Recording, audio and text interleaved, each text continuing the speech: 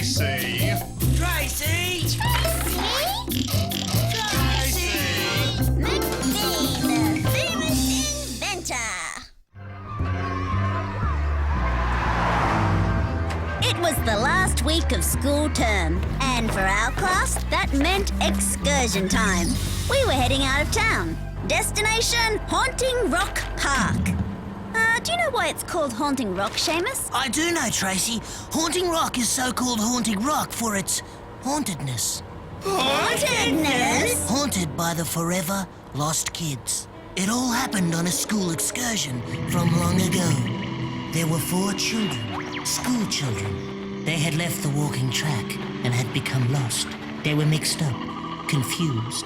They did not know which way to turn.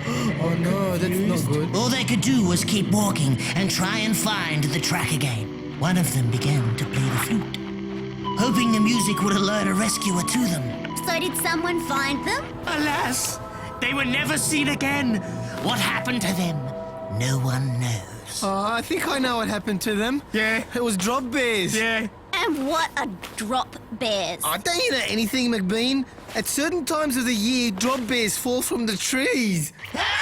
And you don't want to be under them. Some say they are still in the park, still lost, still wandering, still playing that very old flute. So they keep wandering to this day. If you listen carefully, you might still hear the song of the forever lost. Drop bears and ghosts too. Hold me, Jim, I'm frightened. Yeah, spooky. What's spooky is how some people will believe anything. Where did you get that story, Seamus? It is a tale told in fearful whispers and passed down through the ages. And it's also in the park brochure. It is a good story. Or should I say, fairy tale? You don't believe it? I believe it like I believe in drop bears, which I don't. All right then, we'll ask the ranger at the park. He'll tell us if it's true. Ranger Stickler at the park was a real no-nonsense type. I could tell because... Right, I want no nonsense from any of you. This is my park, and I'm the law here. You don't like it, then you may as well get back on the bus. Understood? Oh, you put it like that. Yeah, I understood. There is to be no rubbish in my park. There is to be no feeding the wildlife. There is to be no picking the wildflowers. And there is to be no leaving the tracks under any circumstances. Get the message? Any questions? And make them good? Sir, how did the park get its name? Listen, and you'll hear why. All right, I'm listening. The wind blows through the granite mounds and makes that sound. That's why it's called Haunting Rock. All right. You see, Seamus? The Lost Kids are just a story. Of course, there is the other reason. The forever lost kids of Haunting Rock. And why did they get lost? Because they left the walking tracks. So, is anyone going to leave the walking tracks? Have fun. Dismissed. Go. Now. That should keep them to the tracks. As part of the excursion, we had to do a nature project. Our project was to photograph a frog that lived in the park, the spotted blue bigmouth. It was Seamus's idea. Jim and Jake joined our group so that Seamus and I would do all the work. Waiting for our frog could take a while, so it's just as well I brought a swag of inventions. What can beat my portatelli? Ah, nature, you've gotta love it. Tracey? Oh, get a good one, Seamus. Did you get it, Seamus? No, but I will. Don't go too far, Seamus, or else you'll get lost. Seamus? Hey, where are you going, McBean? I'm going to find Seamus before he gets lost. Hey, McBean, you're leaving the track. Jake, McBean's leaving the track. She's in big trouble. Hey, McBean, we're gonna dob on you. Seamus? Where did he go? Oh, McBean, you're in for it now. You went off the track, McBean! Yeah, McBean.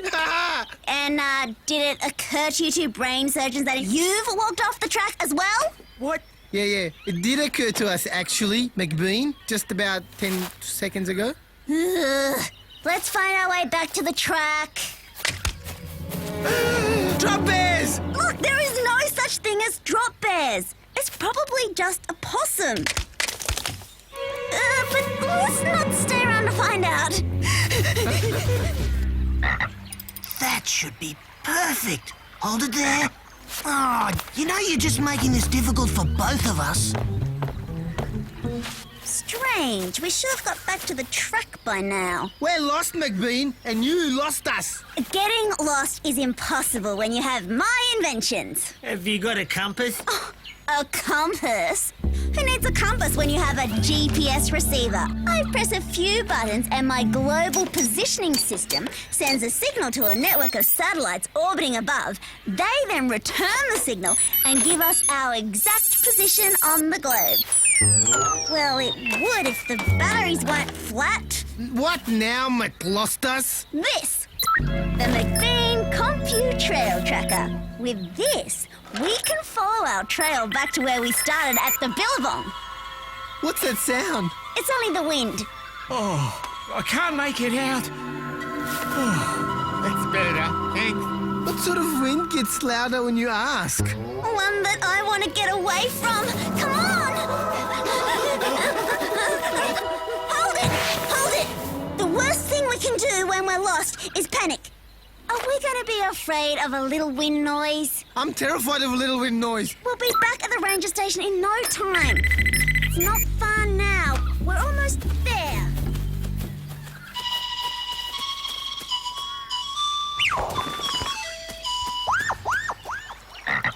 Nice frog. Good frog who's not gonna jump away again. Got it! Thank you, Mr. Frog. Hey, Tracey, I got the picture. Tracey? Jim? Jake? Oh, they must have got bored waiting for me. Maybe they went back to the ranger station. What the? Hey, McBean, we've already been here, you Gumby. Oh, no.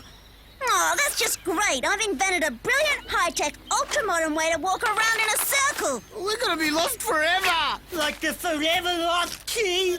Like the old forever lost kids, because we're gonna be the new forever lost kids. Stay calm. Let's think of a way out. We must employ methodical observation of our surroundings to develop alternative navigational skills. Do you have a suggestion, Jake? It's the forever lost kids. I'm telling you, it's just the wind! Wind that's surrounding me and closing in. Wait!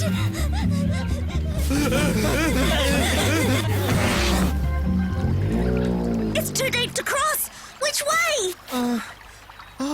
Yeah, I know, right? My Uncle Jonah, when I was a young kid, he said to me that if you're ever lost in the bush, you just have to walk on the side of a creek, and if you stick to the creek, you're gonna find the way out. It was a good idea, but being a McConnelly idea, I was a little reluctant. I soon became a lot less reluctant. Okay, let's do it, Jim, quickly! Okay, all right. This way.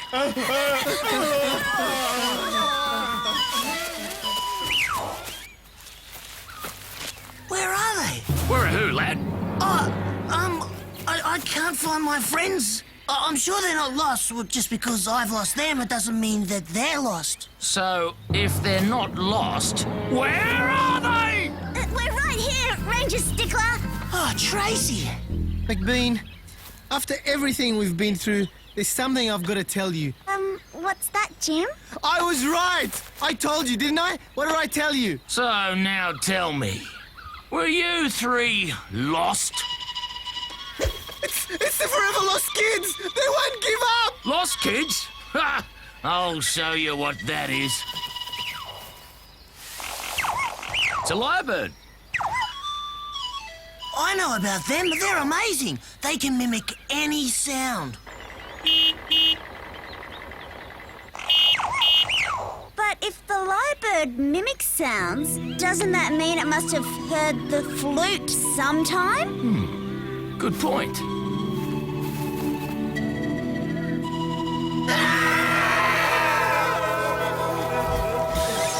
On the way home, Jim started to tell his version of the story. Oh, the forest was angry that day, my friends. There we were, lost, trapped, all that, and the forever lost kids, seeking their next meal. I've learned 2 things from this trip. 1, when you go into the bush, always take the proper equipment, but don't take a Jim McConnelly. And 2, there is a mystery at Haunting Rock, and I won't be coming back to solve it.